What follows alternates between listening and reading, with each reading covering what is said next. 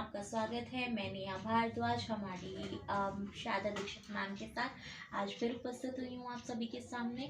अपने पिछले एक एपिसोड में जितने हमने एपिसोड्स अभी तक शूट किए हैं उनमें से एक में हमने महिलाओं की स्थिति के बारे में डिस्कशन किया था मैम से। आज चूँकि महिला दिवस है तो इस दिवस के उपलक्ष्य में हम मैम से कुछ इलेबोरेटेड चर्चा और उसकी एक्सटेंडेड चर्चा हम करना चाहेंगे।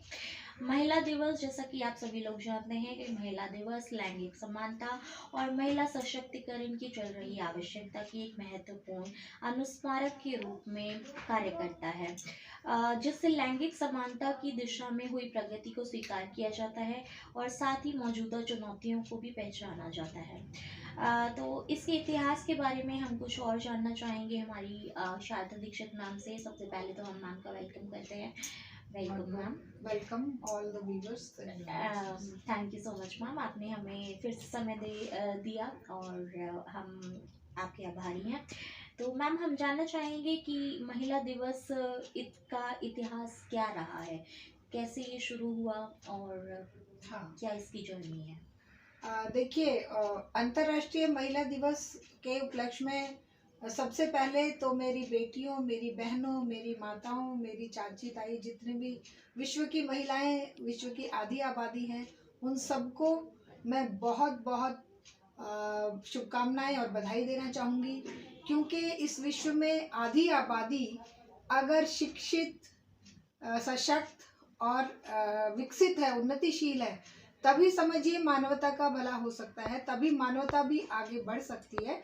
वरना मानवता जिस हालात में आज है और जिस हालात में आज महिलाओं की स्थिति है, वो एक बहुत ही चिंताजनक और दुखद है। तो अंतर्राष्ट्रीय महिला दिवस पर हम ये कामना करते हैं कि मेरी उन दुधमुही बेटियों को जो गाज़ा पट्टी पर कष्ट सह रही हैं, उन माताओं को जो अपने पैदा होते हुए बच्चों को ही मरने के लिए देख रही हैं, मरते हुए देख रही हैं, इस विश्व की तानाशाह सरकारों, इस विश्व की आताताई और पूंजीवादी सरकारों के कारनामों के चलते आज विश्व में ये आधी आबादी बहुत ही बुरी दशा में है और इसका हमें बहुत ही दुख भी है।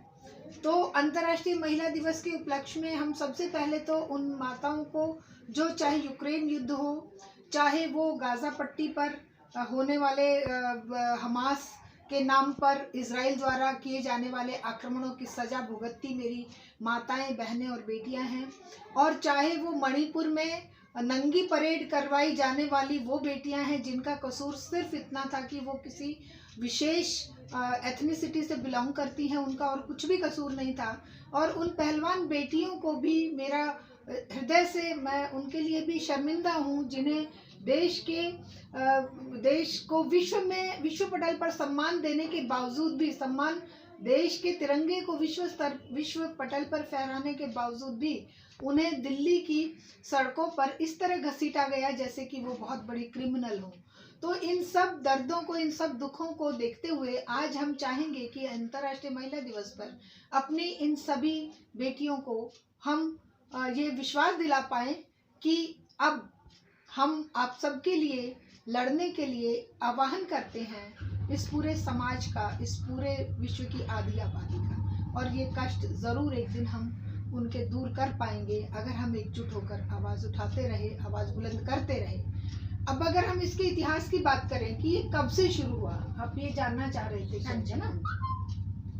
तो विश्व इतिहास के बारे में अगर अंतर्राष्ट्रीय महिला दिवस की शुरुआत कब से हुई, तो हम कह सकते हैं कि विधिवत रूप से तो इसको यूएनओ ने, यूनाइटेड नेशंस ऑर्गेनाइजेशन ने इसे 1975 में शायद विधिवत रूप से अंतर्राष्ट्रीय महिला दिवस के रूप में 8 मार्च को मनाना शुरू किया, डिक्लेयर किया। लेकिन 1857 से लेकर जब इंडस्ट्रियल रिवॉल्यूशन के बाद महिलाओं की, बेटियों की जो हालात उस समय हो गई थी, जिस तरीके से पुरुषों के मुकाबले उन्हें कमतर आंका जाता था, काम के घंटे उनके ज़्यादा होते थे, उनके लिए वेतन पुरुषों से आधा होता था, उनको उस रूप में उच्च पदों पर नहीं रखा जाता था, ये कह के कि इनमें बुद्धि नहीं होती, ये उतनी समझदार नहीं होती। और उन्हें राइट टू वोट का अधिकार नहीं दिया जाता था, उसके लिए लड़ाई की शुरुआत 1857 से हम कह सकते हैं कि हुई, और फिर लगातार संघर्षशील रही महिलाएं। और एक समय ऐसा आया कि हजारों की संख्या में न्यूयॉर्क की सड़कों पर महिलाओं ने इस आवाज को बुलंद करते हुए, उन कामगार महिलाओं ने कई हजार, मतलब 20, 30, 50 हजार तक महिलाओं ने आंदोलन किए और ये डिमांड की कि हम बराबर का वेतन चाहते हैं, हम काम के घंटों में हम वही सुधार चाहते हैं, वही बराबरी चाहते हैं जो पुरुषों के साथ है, और हम राइट टू वोट भी चाहते हैं, और हम किसी भी तरीके से किसी भी पद पर पहुंचने में सक्षम हैं। पुरुषों के मुकाबले हमें ये नहीं कहा जा सकता कि तुम्हारे अंदर काबिलियत नहीं है। इन सब मुद्दों को लेकर महिलाओं ने संघर्ष किया, और न्यूयॉर्क की सड़कों पर जहां बर्फ जमी रहती है वहां पर उनके ऊपर गोलियां चलाई गई सरकार के द्वारा, जब उन्होंने लगातार प्रदर्शन किया और लगातार वहां पर धरना दिया, हड़तालें की। तो वो कहते हैं कि बताते हैं कि वो जो सफ़ेद बर्फ जमी हुई थी वो उनके खून से लाल हो गई, लेकिन महिलाओं ने हार नहीं मानी और लगातार संघर्ष के लिए अड़ी रही। और फिर 1908 में क्लारा जेटलिन ने इस दिवस की महत्ता को पहचानते हुए, जो कि एक सोशलिस्ट महिला थी, उन्होंने इस दिवस को जोड़ा। जब 1917 में रशियन रिवॉल्यूशन हुआ, जब समाजवादी क्रांति रूस में हुई लेनिन के नेतृत्व में, तो क्लारा जेटलिन ने रूस की महिलाएं, क्योंकि उस क्रांति में रूस की महिलाओं का बहुत महत्वपूर्ण योगदान था, रूस की महिलाएं सड़कों पर उतरी थी रोटी की मांग को लेकर कि ब्रेड, वहाँ पर तो घरों में जैसे हमारे इंडिया में रोटी बनती है वैसे रोटी नहीं बनती थी, वहाँ तो ब्रेड बिकती है और वो बाज़ारों में बिकती है। तो हुआ ये था कि बाज़ारों में ब्रेड नहीं मिल रही थी, तो मजदूर कामगर महिलाएं अपने बच्चों को भूख से तड़पते नहीं देख सकती थी, और उन्होंने जाके जार के उसको निवास स्थान को, उसके राजमहल को घेर लिया था, और जार ने फिर गोलियां चलवाई थी। और वो तो एक खूनी रविवार के नाम से तो पहले घटना वो प्रसिद्ध है 1905 की, लेकिन उसके बाद भी 1917 में भी इस क्रांति को शुरुआत करने का काम महिलाओं ने किया था, और क्लारा जेटलिन ने इसको एक महिला दिवस के रूप में मनाने की शुरुआत की थी 8 मार्च 1908 में। तो ये इसका एक संक्षिप्त सा इतिहास है, if I am not wrong. तो ये जो मेरी जानकारी में जितनी मुझे याद है कि महिलाओं के त्याग और कुर्बानी के खून से ही रंगा हुआ है ये 8 मार्च का दिन, जिसको आज एक बहुत ही अलग रूप में, क्योंकि ये व्यवस्था ऐसी हो गई है कि यहाँ महिलाओं को एक सम्मानजनक सर ऊंचा करके जीने देने की व्यवस्था नहीं पैदा की जा रही है।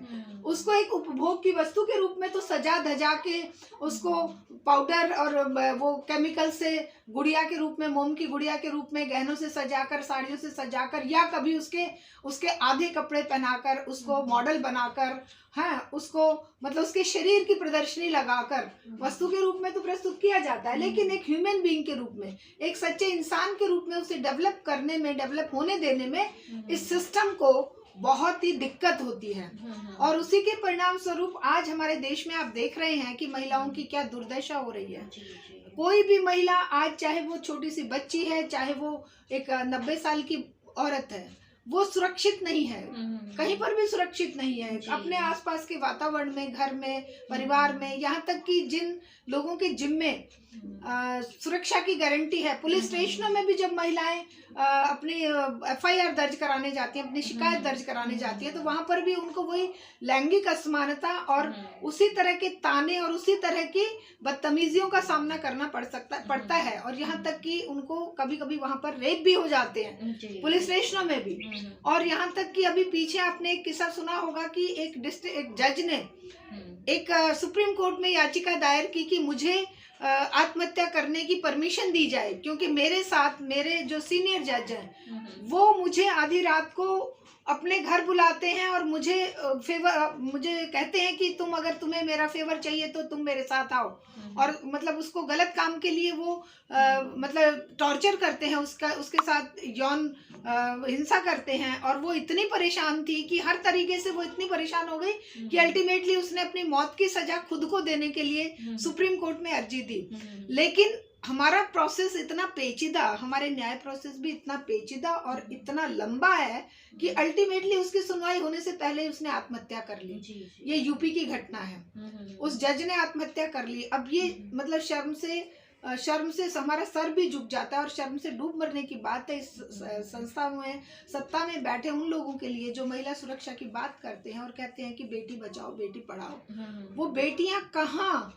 कोई माँ बाप अपने स्ट्रगल से बेटियों को अगर बाहर पढ़ाकर बाहर भेजने की हिम्मत भी करता है तो बाहर कैसे भेड़िए उसे नोच खाने के लिए बैठे रहते हैं और किस तरह की व्यवस्थाएं चारों तरफ बनी हुई हैं अभी। लेकिन दुख की बात यह है कि ये चीज लोगों को समझ नहीं आ रही है। लोगों को लगता है कि ये ना मतलब ये बस महिला दिवस के नाम पर नाचना गाना मौज मस्ती पार्टियां कर ली, डांस कर लिए, हो गया महिला दिवस। जी बिल्कुल।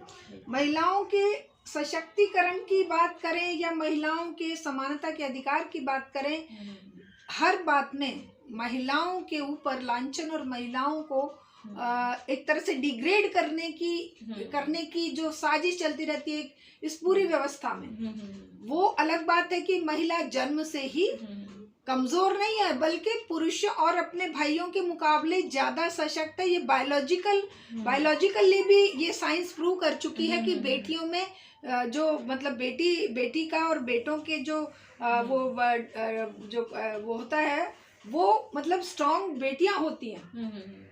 तो वो स्ट्रॉन्ग होने के बावजूद भी उन्हें क्यों दूसरी श्रेणी का नागरिक समझा जाता है? क्यों उन्हें कमजोर समझा जाता है? क्यों उनके पैदा होने से ही परिवार में मातम छा जाता है? क्यों उनकी शादी के नाम पर माँ बाप को दहशत हो जाती है? आजकल तो उनकी पढ़ाई के लिए भी माँ बाप अपना सब कुछ दांव पे लगा कर भी कुछ अचीव नहीं कर पाते क्योंकि व्यवस्था ऐसी है जहाँ पर उनको अपने लिए जगह बनाने में भी बहुत दिक्कतों का सामना करना पड़ता है, वो भी इस पुरुष प्रधान और पितृसत्तात्मक समाज में। जी पितृसत्तात्मक समाज है क्योंकि यहाँ पर महिलाओं के ऊपर जब कोई अन्याय अत्याचार होता है तो बजाय उस अन्याय अत्याचार के कारण और उसका निवारण करने की बजाय सबसे पहला सवाल यही कह दिया जाता है कि अच्छा इसमें ही कोई कमी होगी, इसने ही कुछ गलत किया होगा, ये रात को अकेली क्यों गई थी। निर्भया का जो इतना बड़ा विश्व स्तर पे जिस कांड की वासना हुई उसके लिए भी हम अक्सर मेरी तो कई लोगों से बहस हो जाती थी, कहते थे वो रात को अपने दोस्त के साथ क्यों गई? अच्छा वो तुमसे पूछ के ही लड़कियां जाएंगी क्या? वो इंसान नहीं है, उनको अपनी मर्जी से घूमने फिरने का कोई अधिकार नहीं है। अभी इसमें BHU में एक लड़की अपने फ्रेंड के साथ घूम रही थी रात को, तो बीजेपी के एक उनके छात्र संगठन के IT सेल के लड़कों ने उसको नंगा करके उसके वीडियो बना के वायरल कर दी और जब उनके अगेंस्ट FIR करने की बात आई तो कोई सुनवाई नहीं हुई। 3 महीने तक वो MP में चुनाव थे, वहां पर चुनाव प्रचार में लग गए जाके। पुलिस को सब पता था, सरकार को सब पता था कि किसने किया। जी दरअसल बात ये है मैम कि जिस टाइम पर ये बीजेपी शुरू की गई थी, जैसा कि 1980 में इसका मतलब फाउंडर ये अटल बिहारी वाजपेयी जी रहे थे एंड लाल कृष्ण आडवाणी जी रहे थे। तो अटल बिहारी वाजपेयी जी का खुद का अगर हम उनका कुछ प्रीवियस इंटरव्यू देखते हैं तो वो कभी नहीं चाहते थे कि RSS के रिमोट से बीजेपी चले, पर प्रेजेंट टाइम में वही हो रहा है, RSS के रिमोट से ही बीजेपी चल रही है। और RSS की विचारधारा से हम सभी परिचित हैं। एक लंबे टाइम तक तो ये विधवा के चरित्र पर ही उंगली उठाते रहे, नाम नहीं मैं लेना चाहूँगी। और अभी की भी आप लखनऊ के UP की घटनाएं ये आपने 2 बताई, और भी एक घटना है जिसमें 3 लड़कियों के साथ ऐसा हुआ और अल्टीमेटली पिता ने भी फांसी ही खाई। ठीक है, और मतलब उन लड़कियों के साथ में ये हो जाता है, इस तरह का ये सब कर देते हैं ये लोग, और फिर उसके घर वालों को भी ये जीने नहीं देते हैं, सोसाइटी नहीं जीने देती, अंधभक्त नहीं जीने देते। कुल मिला के सिमिलर अंकिता भंडारी का भी सीन वही है, वो आज तक स्ट्रगल कर रहे हैं पर कोई जस्टिस नहीं मिला। अभी देखो ना, परसों की ही खबर, परसों नरसों की मैं खबर देख रही थी कि ईंटों के भट्टे पे काम करने वाली 2 बेटियां, टीनेजर बेटियां, उनके साथ बदतमीजी हुई, उनके साथ रेप हुआ, और जब उसके फादर ने शिकायत करी, क्योंकि जो उसका भट्टे का मालिक था उसने उनके साथ बदतमीजी करी, तो जब उन्होंने इसकी शिकायत करी तो उनको प्रताड़ित किया गया और अल्टीमेटली उन दोनों बच्चियों ने अगले दिन फांसी ले ली, पेड़ पे लटकी पाई गई। तो हाथरस की घटना ले लीजिए, चाहे वो कुलदीप सेंगर ने जिस बच्ची को सताया और उसके लगभग पूरे परिवार को खत्म कर दिया, उन्नाव की घटना ले लीजिए।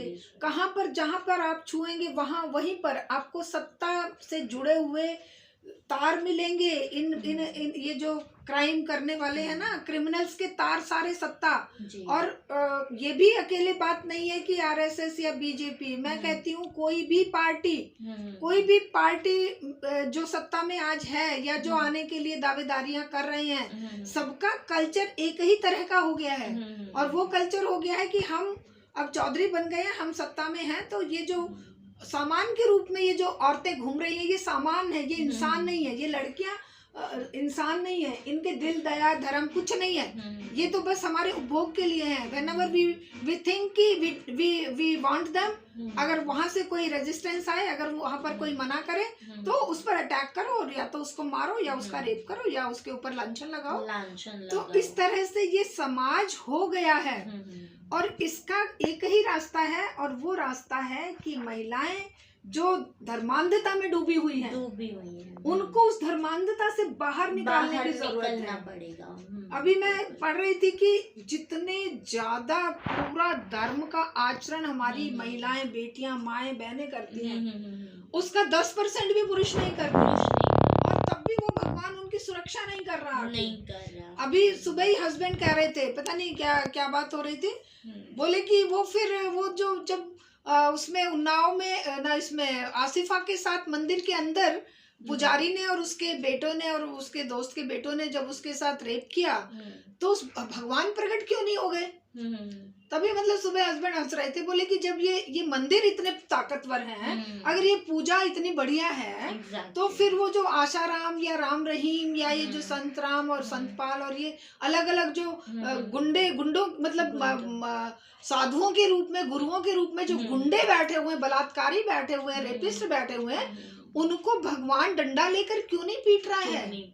वो बेटियां ही क्यों शिकार हो रही हैं? उनके ऊपर ही क्यों अन्याय अत्याचार हो रहा है? फिर उन्हीं के ऊपर उंगलियां क्यों उठाई जा रही हैं? एक तो हमारे परिवारों का वातावरण इतना मतलब इतना क्या बताएं, इतना लो लेवल पे चला गया है कि जन्म से घुट्टी दी जाती है हम लोगों को कि ये करना है, ये नहीं करना है, यहाँ जाना है, ये पूजा करनी है, ये मतलब उनको ये नहीं सिखाया जाता कि तुम एक ह्यूमन बीइंग हो, तुम सशक्त हो, तुम अपने आप को मजबूत बनाओ। उन्हें कमजोर बनाने के रास्ते तो बताए जाते हैं कि तुम ये व्रत करो, ये उपवास करो, तुम ये पूजा करो, ये वाला कर लोगी तो तुम्हें ये मिल जाएगा, ये करोगी तो वो मिल जाएगा, ये जल चढ़ाओ, ये पूजा यहाँ तुम्हें फल देगी, वो पूजा। उन्हें ये नहीं बताया जाता कि ये संसार आधी आबादी जिस तरीके से संघर्ष में जी रही है, जिस तरीके से उन्हें मतलब सामान के रूप में इस्तेमाल किया जाता है और सारे लांछन उन पर लगाए जाते हैं, उन सबसे फाइट करने के लिए तुम्हें खड़ा होना है।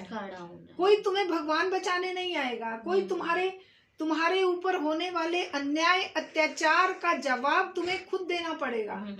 और उनको ही मुंह बंद रखने के लिए कहा जाता है कि नहीं तुम चुप रहो क्योंकि हमारी बेइज्जती हो जाएगी। जैसे कि इज्जत का ठेका लड़कियों ने ही ले रखा है, क्योंकि उनको जन्म से गुट्टी दी जाती है कि तुम परिवार की इज्जत हो। कहाँ की इज्जत हो भाई? वो इंसान सबसे पहले है। तुम्हारी इज्जत जाए भाड़ में, उसको इंसान के रूप में जीने का अधिकार नहीं दोगे तुम अपनी इज्जत का भार उस पर डाल दोगे कि अरे तू हमारी इज्जत मिट्टी में मिल जाएगी। लड़की अगर वहां पे खड़ी थी, लड़की ने अगर ऐसे किया तो लड़के कुछ भी करेंगे, लड़के रात के 11 बजे आएंगे तो इज्जत नहीं जाएगी।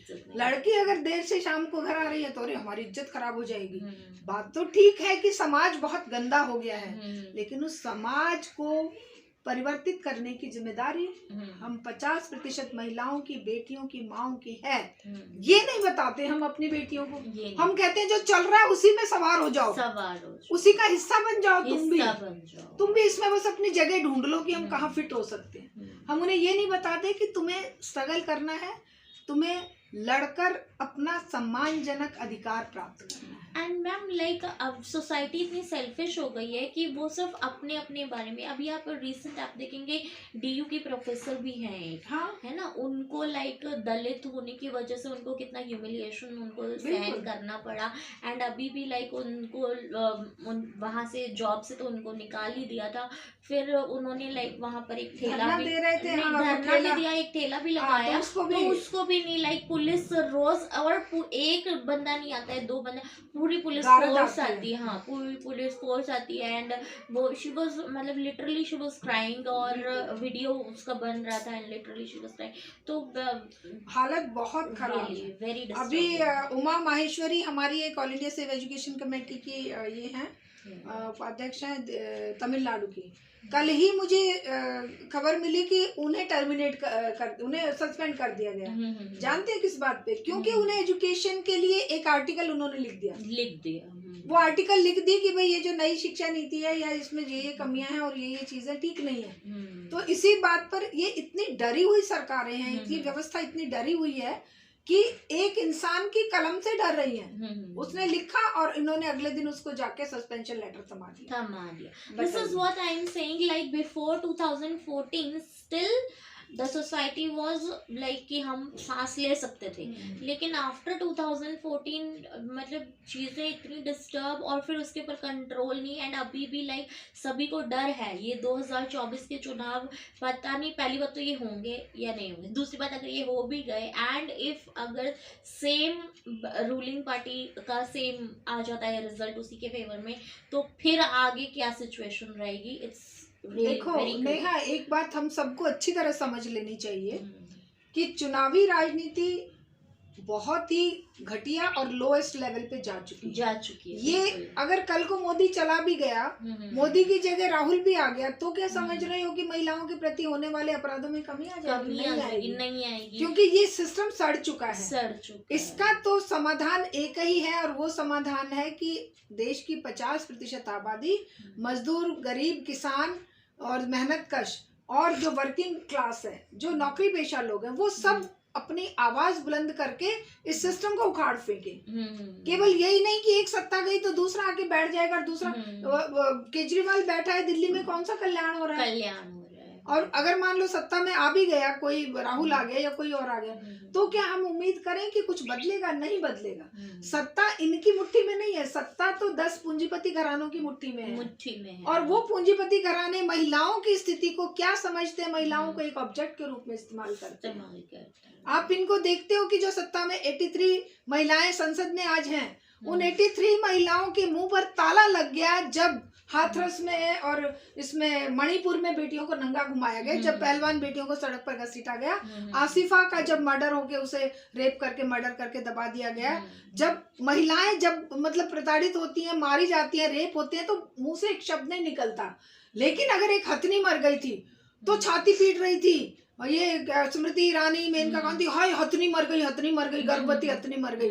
वो जो बेटियां मर रही हैं रोज, उनके लिए दया धर्म नहीं है, क्योंकि उनको वो बोलती हैं, सत्ता में महिलाएं जाती हैं इनकी अनुग्रह पे, ये जो सत्ताधारी दल है ना, जो भी ये पार्टियां हैं, इनकी गुलामी करने के लिए वो जाती हैं। वो वही बोलती हैं जो ये उन्हें आदेश देते हैं। अब मुंह नहीं खोला इन्होंने। अब वो बंगाल में जाकर मोदी वो ड्रामे कर रहा है कि वो संदेश खली कि महिलाओं के साथ ये हुआ, महिलाओं के साथ वो हुआ, वहां पर भी गलत हुआ, हम कहते हैं, हम जस्टिफाई नहीं ठहरा रहे। लेकिन अरे तुम्हें संदेश खली दिख रहा है, तुम्हें मणिपुर नहीं दिख रहा?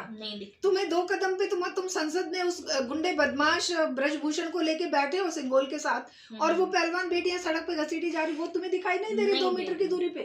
तुम्हें वहां पर दिख गई है संदेश खली। अभी रिसेंट भी मतलब यही वाकया हुआ कि किसान आंदोलन के लिए भी लेडीज और स्टूडेंट्स गए थे, और उनके साथ भी इन लोगों ने बदतमीजी, अभी मेरे साथ किया, उस दिन मेरे साथ क्या हुआ था तुम्हें शायद पता नहीं है। ये 24 को जिस दिन ब्लैक डे मनाया गया था किसानों के लिए पूरे देश में, और हम लोग भी जंतर मंतर पे गए तो पुलिस ने कहा परमिशन नहीं है।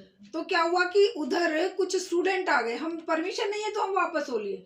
हम वहाँ खड़े हुए थे कॉफी शॉप पे, और वहां से स्टूडेंट आ गए, दिल्ली यूनिवर्सिटी के 2-3 प्रोफेसर आ गए, प्रोफेसर नंदिता नारायण, प्रोफेसर सचिन। उन्होंने मुझे देखा, बोले अरे मैडम आप यहाँ। मैंने कहा हाँ। बोले कि आइए हम लोग प्रोटेस्ट कर रहे हैं। तो हम उनके साथ खड़े ही थे बस। तो लड़कियों को उठा के जेंट्स पुलिस वाले, जब वो प्रोटेस्ट करने लगे किसानों के समर्थन में, शुभकरण क्यों मारा गया और उसके लिए FIR दर्ज करो, तो पुलिस वाले उन लड़कियों को घसीटने लगे। तो मैंने बीच में जाके बोला आप इनको क्यों, महिला पुलिस हाथ लगाए, आप क्यों उठा रहे हैं? वो चिढ़ गए इस बात पे। उधर मुझे लग रहा था कि सिविल ड्रेस में कुछ गुंडे भी, वहां पर गुंडा तत्व भी थे। तो बोले ये JNU के होंगे, JNU के। मैंने कहा JNU वाले ही आवाज उठा सकते हैं क्या? अब हर कोई बोल सकता है। वो उठा के पटकने लगे गाड़ियों में। जिसका भी ज़मीर जिंदा है बोलेगा। तो वो उनको उठाकर ले गए, गाड़ी में पटक ले गए, भरने लगे। मैं फिर जानबूझ के अलग हो गई। मैंने कहा भाई मैं तो अकेली हूँ यहाँ पर, ये सब बच्चों के साथ में। और नंदिता नारायण भी, प्रोफेसर नंदिता नारायण भी को भी बिठा दिया, उसको सचिन को भी बिठा दिया। मैं जाके कॉफी शॉप पे खड़ी थी। पुलिस के वो SHO वगैरह सब जाके वहाँ पे 2-3 लेडी पुलिस को लेके गए थे, इनको भी उठाओ, इनको भी उठाओ। मैंने कहा मुझे क्यों उठाओगे? मैंने क्या किया? मैं तो कोई नारे भी नहीं लगा रही, मैं तो कुछ कर भी नहीं रही हूँ। बोले नहीं इनको भी उठाओ। अब वो उन्होंने मुझे घसीटना शुरू किया। मैं रजिस्ट किया मैंने कि मैं क्यों जाऊंगी भाई, मैं तो यहाँ कॉफी पी रही हूँ। जबरदस्ती मुझे उठा के, बल्कि मेरे कान के भी गिर गए उस दिन, सोने के छोटे छोटे थे। तो जबरदस्ती मुझे घसीटने लगे और मैं बेहोश हो गई। अब मैं बेहोश हो गई, मुझे गाड़ी में गिरा। 2 घंटे पूरी दिल्ली में घुमा रहे हैं, डर के मारे कि जहाँ रोकेंगे वहीं ये स्टूडेंट और दूसरे लोग आ जाएंगे। और फिर मुझे जब होश आया, मैंने कहा ये क्या हो रहा है? तो वो स्टूडेंट चिल्ला रहे थे कि मैडम ये आपको हॉस्पिटल नहीं लेके जा रहे हैं, देखो आपकी हालत कितनी खराब है। तो फिर मैंने ब्रदर का नंबर दिया, ब्रदर का कांटेक्ट नंबर, जो एडवोकेट है ना सुप्रीम कोर्ट के, CS पराशर। तो मैंने उनका नंबर दिया। ब्रदर ने वहाँ पुलिस ऑफिशियल्स को फोन किया कि मेरी सिस्टर है और उनकी तबीयत खराब है और ये 2 घंटे से उन्हें घुमा रहे हैं। तब ले जाके कहीं कापसेड़ा के फार्म हाउस पे गाड़ी को रोका। वहां पे आके फिर वो SHO वगैरह जो उधर के कापसेड़ा के थे, उन्होंने तो खैर बहुत आराम से बिहेव किया। तब ले जाके मेरा मतलब मेडिकल एड दी और ट्रीटमेंट कराया। लेकिन इनसे कोई पूछे 2 घंटे, बेशक मेरी जगह कोई और महिला हो जिसको कोई BP या भाई मान लो किसी को शुगर या किसी न किसी और बीमारी से उम्र में ग्रस्त होती है, लेकिन इतने बदतमीजी इस सिस्टम में बदसलूकी की गई है। तो ये किसी महिला के हितैषी नहीं है, किसी इंसानियत के हितैषी नहीं है। ये सिस्टम सड़ चुका है, इस सिस्टम को ठोकर मारने की जरूरत है। इस सिस्टम के लिए लोगों को सचेत करने की जरूरत है। स्लोली एंड स्टेडीली ये बना तो उसको पुरुष प्रधान ही रहे हैं। आप ये देखिए जहाँ पे भी बना ही हुआ है, बना नहीं रहे हैं, पूरा का पूरा ऐसे कंट्रोल में है कि कोई सांस लेने लायक महिला बेटी बचे ना। वही महिलाएं जो इनकी चापलूसी करेंगी, जो इनके वही बचेंगी। हाँ, जो अब आप स्मृति ईरानी जी का भी ले लीजिए, अगर उन्होंने ये पार्टी ज्वाइन की, पार्टी ज्वाइन करने से पहले तो ये इनके अगेंस्ट ही हुआ करती थी। फिर पता नहीं एक मीटिंग में 2 मीटिंग में क्या चेंज आया कि भाई ये सीधे she was appointed as a cabinet minister, HRD minister, जिसको खुद 12वीं पास है उसको नहीं पता। उस टाइम पे इन्होंने एजुकेशन मिनिस्ट्री का ही नाम बदल दिया, नाम ही बदल दिया, उसको ह्यूमन रिसोर्स कर दिया। अब फिर वापस उसको कहे कि नहीं वो मिनिस्ट्री ऑफ एजुकेशन, HRD ही थी पहले भी, तो एजुकेशन मिनिस्ट्री अब इन्होंने, अरे तमाशे हैं ये।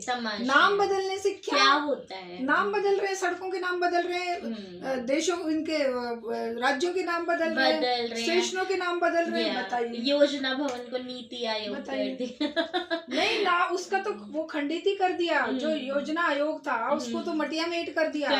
उसकी जगह वो जो पूंजीपतियों के खुद के जो कारिंदे हैं वो ले जाके नीति आयोग में बिठा दिए। नीतियां बनाते हैं वो उनके भले की और ये उनके मैनेजर हैं सरकार। इम्प्लीमेंटेशन पे कोई ध्यान नहीं देना, डिलीवरी एंड पे क्या जा रहा है कोई ध्यान नहीं देना, बस नीतियां रोज एक नई नीति ले लो। आप जान रहे हैं कि जो 50 लाख करोड़ कर्जा होता था, आज देश पे 250 लाख करोड़ हो गया है। अब आप यही समझिए कि जब देश की ये हालत है, अगर राज्य में आ गई तो राज्य क्या बहुत बुरा हाल तो सचेत होने की जरूरत है। ठीक है, ये आज हाँ। हमारा संदेश है हम्म। हमारी सभी बेटियों को, महिलाओं को, कि खड़े होने की जरूरत है, सही दिशा में सही सोच लेकर संघर्ष के लिए उतरने की जरूरत है। केवल खुद तक सीमित रह के और खुद को ही ये समझ कर कि बस हम कर रहे हैं और हमसे हमारा हो जाएगा, नहीं होगा, क्योंकि हम जिस सिस्टम का पार्ट है। हम कहेंगे कि किसी पार्टी को ना समझे, किसी चुनाव चिन्ह को ना समझे। आप खुद समझदार हैं, पढ़े लिखे अगर शिक्षित हैं तो आप ये खुद देखें, एनालाइज करें कि जिस बंदे को आप सेलेक्ट कर रहे हैं as your representative in Lok Sabha और राज्यसभा मेंबर एज अ, तो आप प्लीज अपना थोड़ा यूज योर ब्रेन्स, अपना विवेक यूज पर कीजिए। यहाँ पर नेहा मैं एक बात कहूंगी, चुनावी राजनीति तो कल्याण करेगी ही नहीं, किसी भी सूरत में जी आंदोलन के लिए उतरना पड़ेगा। पड़ेगा। यहाँ कितने भी अच्छे, मैं कहती हूँ बिल्कुल आप सन्यासी, ब्रह्मचारी और बहुत ही महान व्यक्ति को संसद में चुनकर भेज दो, वो वही करेगा जो आज मोदी कर रहा है, जो अमित शाह कर रहा है, जो योगी कर रहा है, जो ये सारे गुंडे बदमाश ब्रजभूषण कर रहा है, वही करेगा वो। क्यों? क्योंकि एक गंदगी भरे हुए कढ़ा में आप एक बूंद अमृत की डाल दो तो वो अमृत क्या उस जहर को बना देगा? अमृत बना देगा? नहीं बना पाएगा। उस जहर को तो पलट के खत्म करके उस अमृत से और अमृत पैदा करना पड़ेगा। तो इसलिए जरूरत आज आंदोलन की राजनीति की है। ये जो धर्म की आड़ में गंदगी परोसी जा रही है, जो जिस तरीके से मानवता को टुकड़ों टुकड़ों में बांटकर जहर भरा जा रहा है, कहीं हिंदू मुसलमान के नाम पर, कहीं दलित और स्वर्ण के नाम पर, कहीं महिला और पुरुष के नाम पर, कहीं गांव और शहर के नाम पर, कहीं किसान और मजदूरों के नाम पर, ये जहर भरे जा रहे हैं, टुकड़े टुकड़े किए जा रहे हैं समाज के। ये सब जब एकजुट होकर, समस्याएं सबकी एक है, महंगाई सबकी समस्या, गरीबी सबकी समस्या है, बेरोजगारी सबकी कॉमन समस्या है, शिक्षा सबकी समस्या है, तो क्यों नहीं ये समस्याएं साझी हैं? महिला सुरक्षा सबकी समस्या है, समस्या साझी है तो सबका संघर्ष भी साझा होना चाहिए। और 50% आबादी को खड़े होने की आज जरूरत है। इतना ही कह के मैं अपनी बात खत्म करना चाहूंगी। बहुत बहुत धन्यवाद। Thank you so much ma'am, आपने हमें अपना कीमती समय दिया और हम भी देश की महिलाओं को, हमारी माताओं को, बहनों को, और जो भी हमारी चाची चाचा, जैसा कि वसुदैव कुटुंबकम बोला जाता है, या whole world is a family, Hindu Muslim Sikh ईसाई आपस में है भाई भाई, तो उसी लिहाज से मैं भी सभी माताओं बहनों को, सभी बच्चियों को हैप्पी वुमेन्स डे कहना चाहूँगी। अंतर्राष्ट्रीय महिला दिवस की हार्दिक शुभकामनाएं आप सभी को हमारी तरफ से। और हमारा आपसे यही अनुरोध है कि प्लीज़ कुछ भी गलत होता है तो आवाज़ उठाइए, कुछ भी गलत होता है तो उसके लिए बोलिए, क्योंकि अगर आप आज नहीं बोलेंगे तो कल बहुत देर हो जाएगी, और बहुत देर होने के बाद फिर कुछ समझ पाएगा, कुछ सिमट पाएगा, तो उसके आसार थोड़ा मुश्किल ही है। Thank you.